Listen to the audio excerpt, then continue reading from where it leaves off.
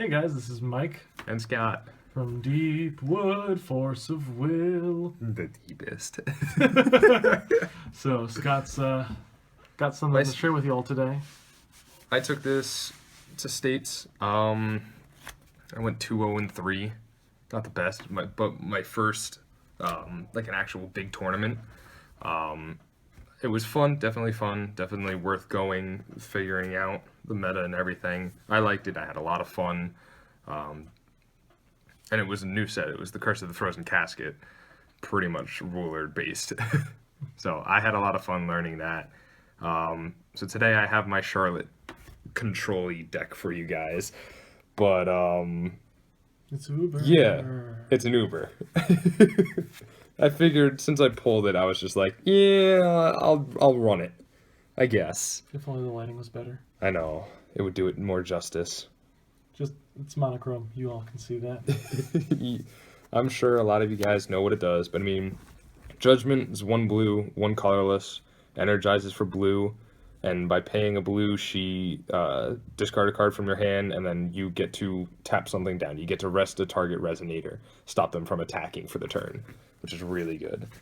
On her flip side, when she judgments, she cannot be attacked. She is a 4/12. Like 12 defense, holy crap. And she can't be attacked. And then when she comes into play, it's like such long wording and really weird to understand. It's pretty much draw until you have 5 cards in your hand and gain 100 life for each card you drew. That's the easiest way to explain it. And you gain 100 life whenever you draw after that too. Right. Well, that's what I said. You gain 100 life. Whatever it is. Yeah. Never forget about the life gain, and that's even after she enters the field. So every time, as long as she stays on the field, every time you draw for your main phase, or even like if you play a Tama, you gain 100 life for those. Never forget about that. It could come in very handy. And then instead of paying the 1 blue, you pay 1 blue and 1 colorless, and then you also discard a card. You get to return target resonator to its owner's hand. So like that's not bad. I didn't really get to use that. I loved her discard rest target resonator. That came in really handy sometimes. But I mean, I faced all the control matchups with my control deck. I faced 1 aggro, which was one of our friends, and that was it. So moving right along to the stones, I played 13 stones because we did some testing and like. It didn't work out as well as I had hoped for it to. So you play 4 deep wood. Gotta play the deep wood. I mean, that is our channel name. I think the reason I didn't do that well was because I didn't have any deep wood. Yeah. And they're not all the same art, which really sucked. Yeah. So I think that might have been why. The almonds boy. Then 3 gusting skies for the white green. So all of them are pretty much green. And then you have, it's 4 colored, which kind of also wasn't a very good design, but whatever. 3 black silence. And then you got some 1 of single colors. Wind, light, and water magic stones. And I'll show you what those are for as soon as we get into the deck profile. Alright, on to resonators. I ran 25 resonators. Big count. I played, it was also kind of like a ramp control. So I played 4 Sacred Elves. Sacred Elf is awesome. Played 4 Tama. Tama's another really insane card. Tama's really good. I love her. And then 4 Melfee. When playing Melfee, even though theoretically she was supposed to be a really good card, since I faced a lot of control matchups, she didn't really stick on the board. Like, I would probably have her for like 1, maybe 2 turns, and then she was gone. And I never, like, theoretically in testing, a lot of the cards that I have were sticky, but then during the actual tournament, they didn't really stick. So it was kind of like a lot of things were going on, and it didn't perform as well as I expected it to do, especially Melfee. And then I played 4 Slayer Pricia, because I like the fact that, like, if you're facing another deck that runs Sacred Elf or Tama's, you can just play her and pretty much get around them easily. It's a 1-drop removal, and then if you have to, you can flip over to Valentina and take something, which was pretty cool. So I really liked Pricia Valentina. I felt like she was pretty good, but then again, like, I faced a lot of control, so a lot of my stuff never stuck. So, like, most of the time, she never stuck long enough to flip. So, that was kind of annoying, but I mean, I still like the fact that player and the battle combat. That was good. Played 2 Christie, which was supposed to be a bigger Pricia. But a lot of the time, like, I either didn't see her or didn't want her. Or whenever I played her, like, I didn't have something smaller to play in response sometimes. So she kind of just was a 10-10 beater that never really stuck around. And then 3 Hook. I seriously love Hook.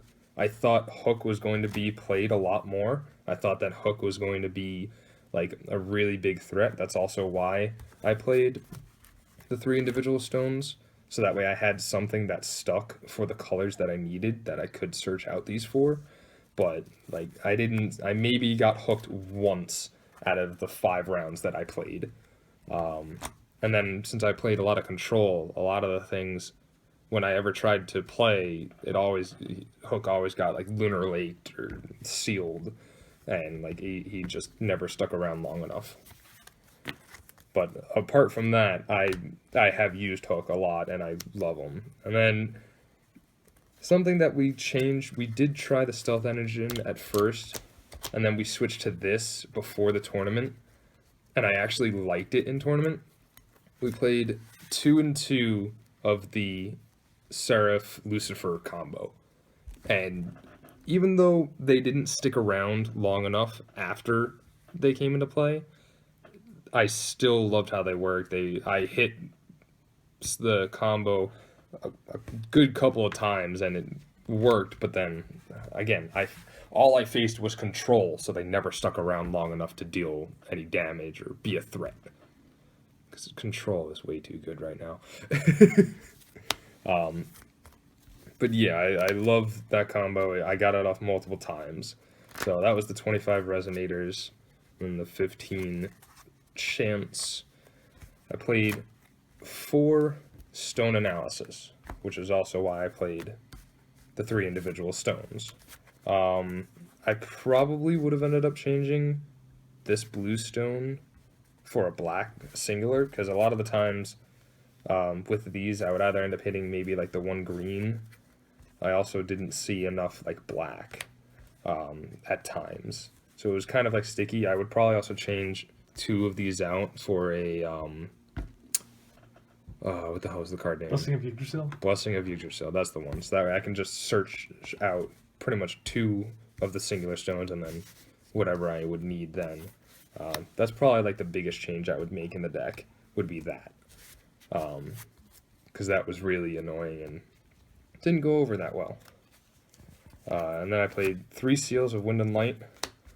I was originally contemplating whether playing it or not. Ended up playing it because I'm afraid of a lot of things. I needed some sort of like negation that stopped things from happening immediately.